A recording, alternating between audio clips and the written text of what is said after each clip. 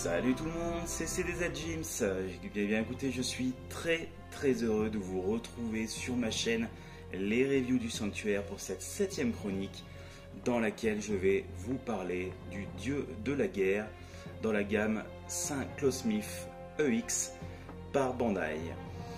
Donc une figurine qui a été très commentée, donc qui est sortie en novembre 2019 au Japon pour une sortie européenne le mois suivant au mois de décembre, et donc c'est cette dernière version que je vais vous chroniquer qu'on reconnaît ici avec le petit logo de la Toei, donc argenté avec notre petit chat qui est violet dessus, donc qui symbolise la version euro.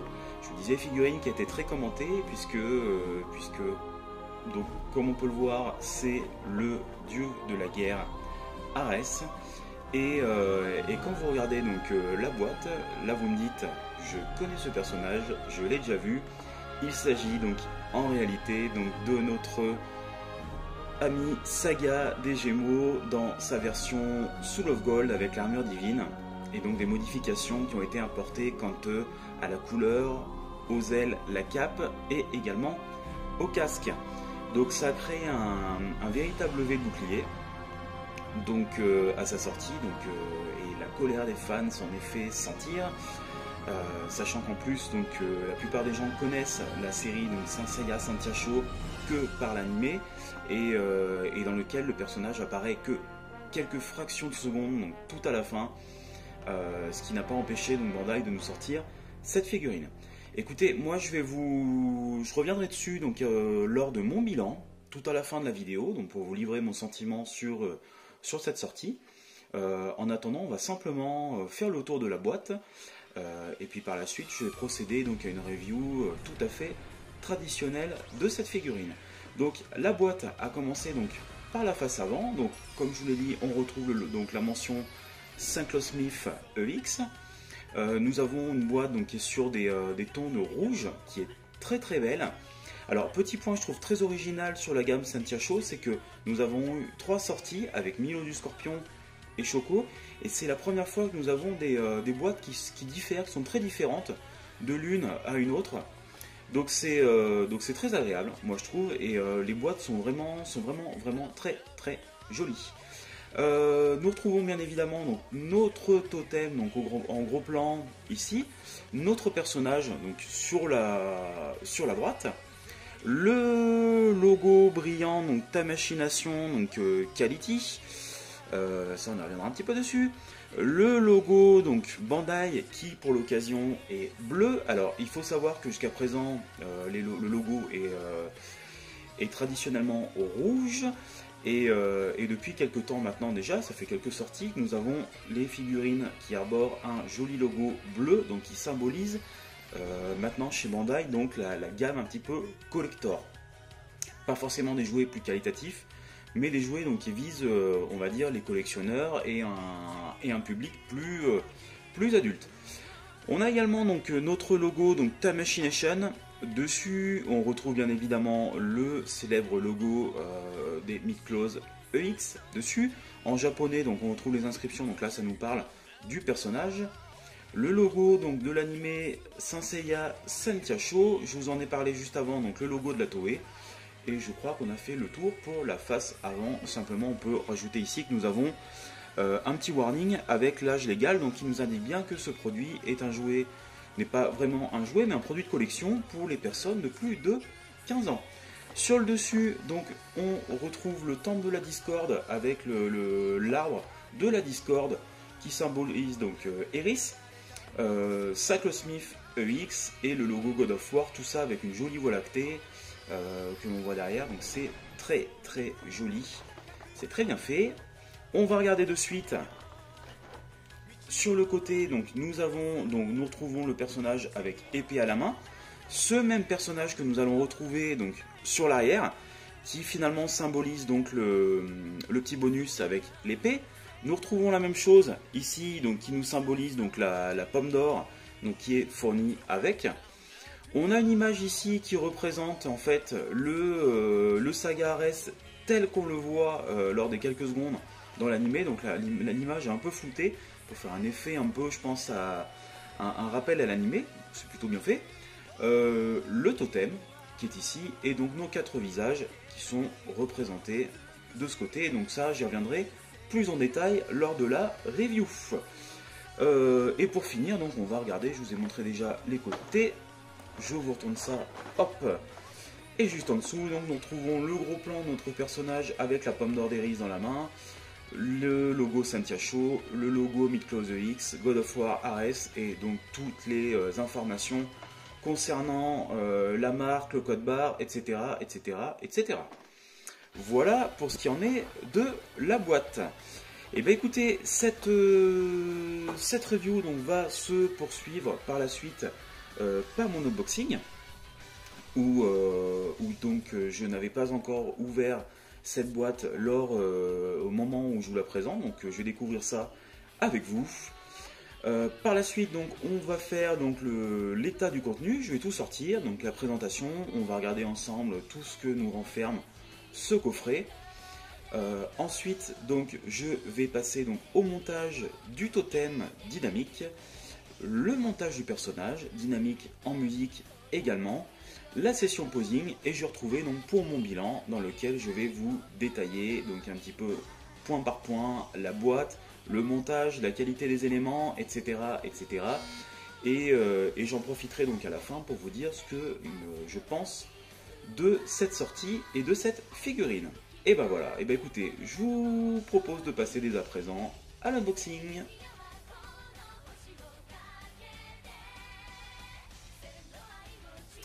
Et bien voilà, bah écoutez, je vais maintenant procéder donc à l'unboxing de cette énorme boîte. Comme vous pouvez voir, j'ai même du mal à la faire tenir dans le cadre, tellement elle est immense. Donc on va regarder tout de suite ce qu'il y a à l'intérieur. J'ai récupéré mon petit couteau. Hop, pour vous ouvrir tout ça et découvrir dès à présent donc, ce que nous avons.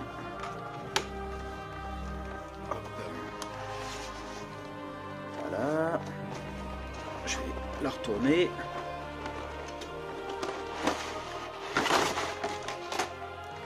Et voilà. Et bah écoutez, on a pas moins de 3 blisters. Donc, comme vous pouvez voir, le premier blister, on aperçoit déjà, nous avons donc les visages et les mains, les pièces d'armure, le personnage donc bien évidemment, faut pas le citer. Nous retrouvons dans le deuxième blister pas grand chose en fait. Tout ce qui permet donc de monter le totem. Et donc le troisième blister donc, qui explique la taille de la boîte, donc à savoir les ailes qui ont l'air absolument énormes.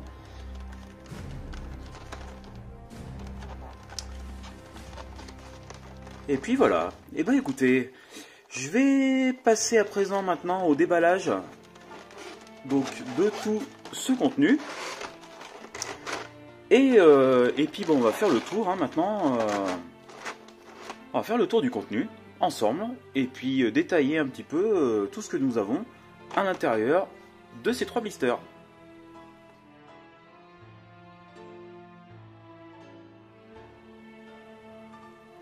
Et bien voilà, écoutez, j'ai tout sorti des emballages. Encore une fois, vous voyez, je n'ai même pas la place de tout vous faire tenir sur le cadre, tellement il y a des pièces qui sont énormes, notamment donc les ailes que je vais directement vous présenter donc sur la caméra, parce que je vais vraiment pas pouvoir vous les faire tenir tout le long de la vidéo sur le cadre. Les ailes donc qui sont donc avec la base qui est en métal, et donc tout le reste qui est en partie bien évidemment, comme vous en doutez, plastique. Donc ça s'articule, ça monte, ça redescend, on peut bien évidemment les avancer et les reculer pour donner différentes poses. C'est un rouge qui est très très joli, c'est plutôt agréable. La cape que l'on va regarder dès à présent, qui est noire, vous voyez, j'ai pas encore enlevé le petit plastique de protection que vous avez à l'intérieur. Et j'ai envie de vous montrer tout de suite donc le totem. Alors je vous ai directement monté le squelette, c'est bien évidemment donc en plastique. Et on a une base, je pense que ça va être ça va être rapide à monter de toute façon, puisque bon, c'est un corps de figurine hein, à la base, donc c'est vrai qu'il n'a pas l'air très complexe au niveau du montage. Donc je suis même pas sûr de vraiment avoir besoin de notice pour pouvoir vous le monter. Donc, je vous tourne un petit peu, vous puissiez le voir un peu mieux. Et voilà, donc pour la suite, on va regarder la petite notice qui est fournie. Donc ça c'est toujours le petit plus quand on achète de l'officiel. Voilà, c'est que nous avons une notice de présentation qui se déplie, et donc nous avons les éléments et après donc la partie montage de la figurine au milieu, et on retrouve donc le montage du totem qui est sur la dernière page et également sur l'arrière. Donc comme je vous disais, rien de bien méchant à monter, et donc on retrouve des explications en japonais sur l'arrière. Rien d'exceptionnel, c'est une notice. Voilà, donc je la mets de côté.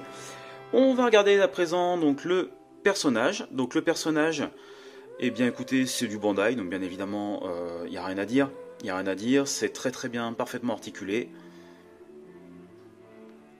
Et surtout c'est rigide.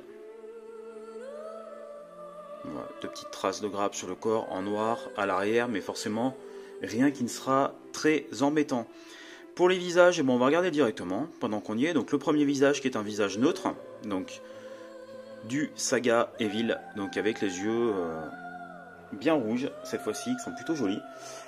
On retrouve donc un visage souriant que je trouve plutôt classe également. Un troisième visage,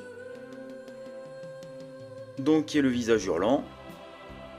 Donc qui lui est, il est assez spécifique, enfin hurlant ou plutôt en train de rigoler, j'ai l'impression. Enfin bon, mais c'est plutôt sympa. Et donc le traditionnel visage donc aux yeux fermés, donc plutôt classe je pense, avec certaines poses qu'on va pouvoir lui faire prendre avec l'épée. Donc c'est écoutez, de ce côté là il n'y a rien à dire. On va regarder donc l'épée qui est ici, qui est une épée en plastique.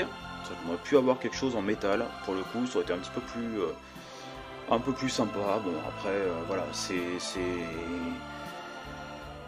une épée, c'est vrai elle fait un peu dark fantasy, cette épée. Bon, c'est le design qu'ils ont voulu lui donner.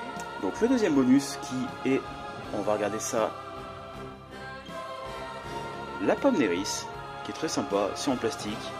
C'est un peu dommage parce que je m'attendais à un truc un peu plus fini. On s'aperçoit que bon voilà, vous voyez, il y a ça s'emboîte en fait, c'est une vulgaire pomme en plastique. Ça n'a rien d'exceptionnel, mais c'est vrai que ça fait classe, et puis bon, c'est vraiment un objet récurrent de l'animé, du manga et du personnage d'Eris. Donc c'est plutôt sympa qu'il l'ait proposé avec dans la boîte. On va passer maintenant donc aux mains. Donc on a, comme vous le voyez, 1, 2, 3, 4 paires de mains, donc plus une main qui permet de tenir la pomme. On a donc bien évidemment les traditionnelles donc mains poings fermés. On retrouve, donc je les ai même pas mis dans l'ordre, vous voyez, donc les mains donc qui permettent de tenir donc la main droite ou la main gauche qui permettent de tenir l'épée, les mains semi-ouvertes et les mains grandes ouvertes. Pour les parties de l'armure, on a le casque. Alors c'est pareil, c'est vrai que il a un look quand même qui est assez exagéré. Je trouve ça que le casque il fait un peu, il fait un peu casque de gladiateur, ou bon, il est inspiré du casque du Grand Pop. Ça fait partie des pièces qui sont finalement inédites avec cette figurine. Il n'y en a pas beaucoup puisque le reste, bon, comme vous le savez, c'est un Saga SOG. Donc, je vais pas revenir là-dessus. Et c'est vrai que bon, le casque ils ont un peu craqué, donc on a les chevelures, mais il reste classe quand même, moi je trouve personnellement. On a la chevelure donc qui permet de le mettre casqué, donc voilà, vous voyez l'angle des cheveux. Donc on voit donc avec la taille de l'armure, ils étaient obligés de faire comme ça pour pouvoir le faire tenir, et la petite mèche qui va pouvoir le faire dépasser du casque quand on va lui mettre, c'est plutôt sympa.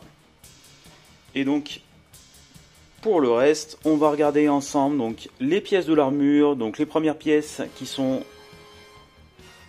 les épaulettes, qui sont bien évidemment donc en métal. C'est toujours aussi joli, moi je trouve ces couleurs, j'adore personnellement. La partie de la poitrine.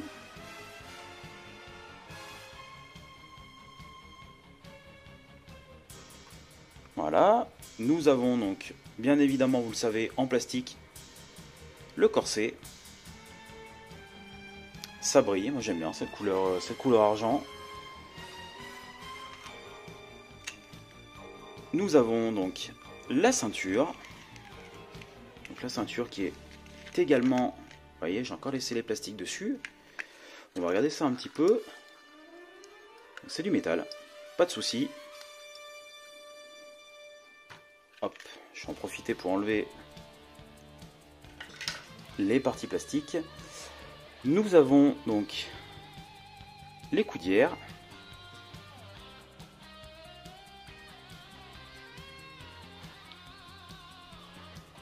Les avant-bras, donc bien évidemment, coudières, avant-bras, c'est du métal. Pour ceux qui ont la SOG, pas de changement de ce côté-là.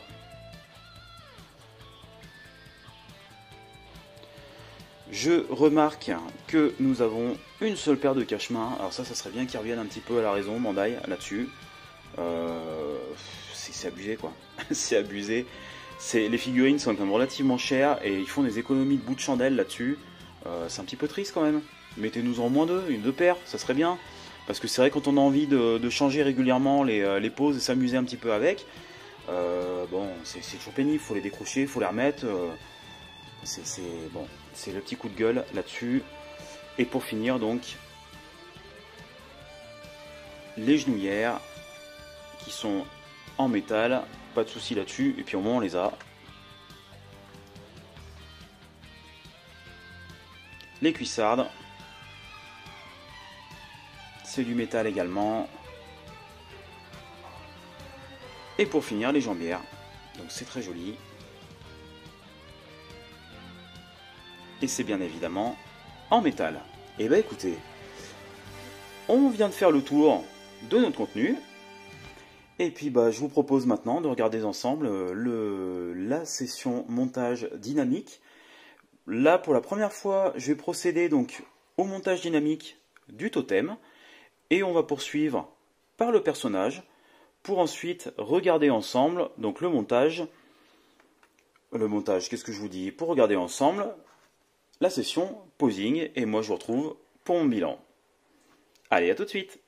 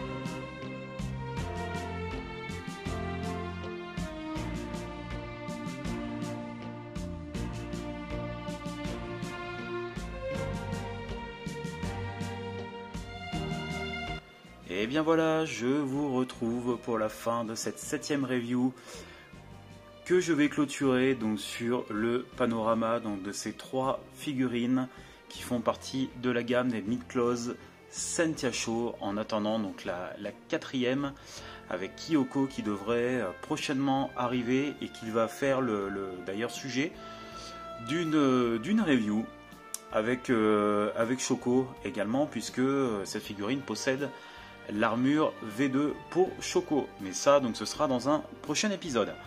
Donc, pour faire le bilan, écoutez, on va démarrer en parlant de la boîte.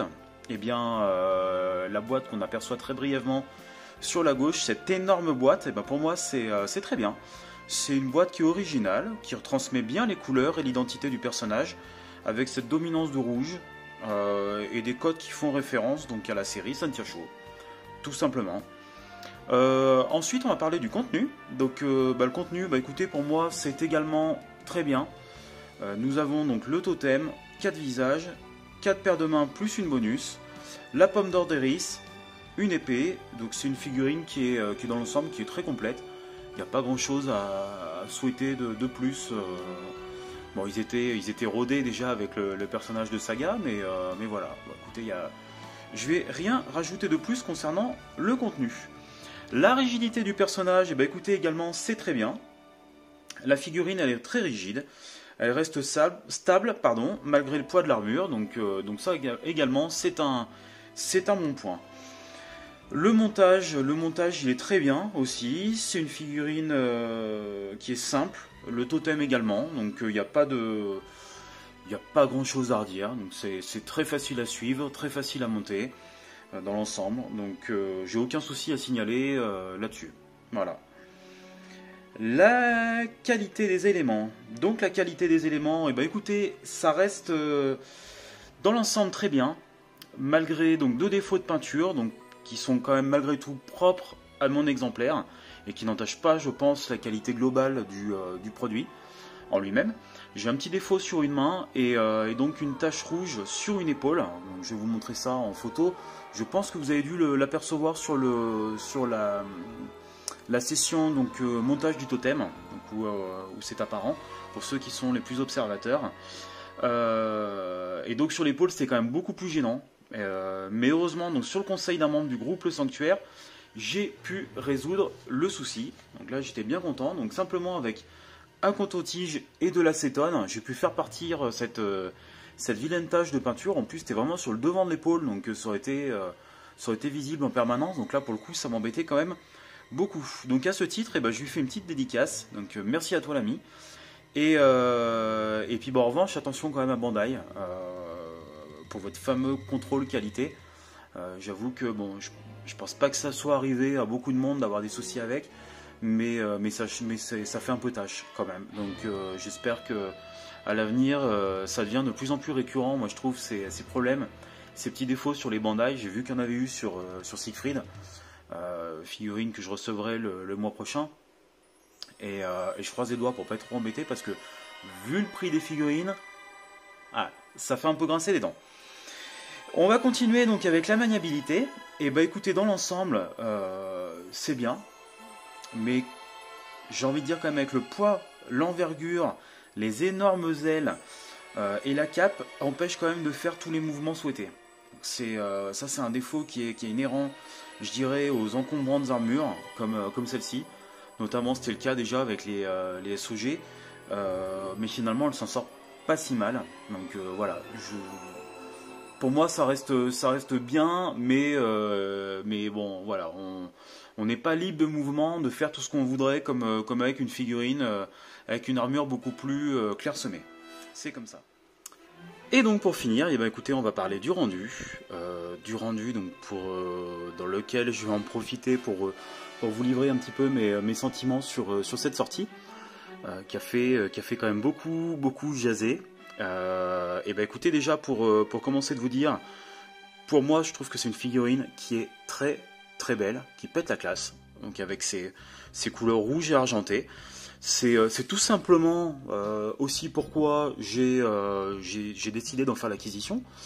parce que c'est une figurine qui m'a procuré du plaisir à monter, qui me procure du plaisir à regarder. Donc je pense que pour moi ça reste quand même le plus important. Je vous dirais, j'ai déjà eu acheté des figurines par le passé, comme Misty du Lézard dans sa version classique, que j'ai acheté malgré que je trouvais la figurine affreuse. Juste pour dire, je complète la collection. Donc ça, c'était dans mon ancien état d'esprit où j'achetais pour dire j'achète, je collectionne. Je pense que personne ne vous oblige à acheter quoi que ce soit. Nous sommes tous des collectionneurs adultes. Et à ce titre, donc, chacun fait les choix qui lui sont propres selon son âme et conscience, simplement d'acheter ou pas une figurine. J'ai envie de rajouter, moi personnellement, je ne crois pas à la théorie du complot, dans lequel Shimaki Kyori aurait été obligé par la Toei et forcé d'intégrer ce personnage-là pour faire plaisir à Bandai et pour pouvoir vendre de la mid-close supplémentaire. Je pense que c'est quand même elle qui a réalisé le manga. C'est elle qui a décidé d'intégrer ce personnage, qui l'a dessiné. Donc voilà, tout simplement, il fait partie de la série. Après, libre à vous d'aimer, pas aimer l'animé, le manga. Bon, l'animé, je le conçois un peu plus parce que c'était vraiment complètement naze. Mais voilà, après, pour ceux qui aiment, ça en fait partie. Il y a une gamme et moi je me réjouis qu'il y ait des figurines supplémentaires qui sortent par rapport à ça. Donc voilà, maintenant bah écoutez, elle est là. Donc c'est comme ça, on va en profiter. Et puis j'espère moi surtout que ça va donner envie à Bandai. J'espère qu'elle va se vendre. Et que ça va donner suite à Bandai de sortir d'autres figurines pour cette série Sentia Show. Pour finir, je pense que Bandai est incapable de toute façon, quoi qu'il arrive, de sortir chaque mois une nouveauté. On le voit bien depuis un moment de toute façon, hein, que le planning c'est aussi entre le chaud et le froid, qui ressortent des recolos, c'est pas pour rien. C'est que je pense, comme mon avis, c'est que ça permet aussi de combler le vide et les attentes. Mais au fur et à mesure qu'on va arriver, je pense qu'on va se retrouver, on s'est déjà retrouvé avec des mois avec des trous, et on va en avoir de plus en plus. Donc certainement ils n'auraient pas sorti cette figurine, il n'y aurait peut-être pas eu de sortie du tout. Donc au final, il n'y a pas, je veux dire, elle fait de mal à personne, au final, cette figurine. Donc voilà, écoutez, je vous ai donné mon avis. Je pense que pour ceux qui n'aiment pas, c'est je dirais c'est tout à fait recevable quand on écoute leur argumentaire. Effectivement que le dieu Arès, on aurait pu s'attendre à quelque chose, à vraiment un nouveau personnage. Mais comme si vous lisez le manga, la suite du manga, il y a des personnages inédits qui vont arriver. Alors je sais pas sur un animé derrière, mais voilà, je veux dire, il y a matière après à retravailler derrière.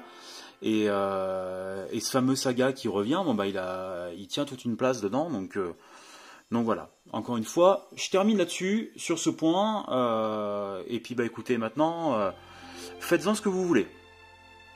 Pour finir, bien évidemment, ma note de satisfaction, vous l'aurez deviné, pour moi, c'est une très belle figurine, c'est très bien.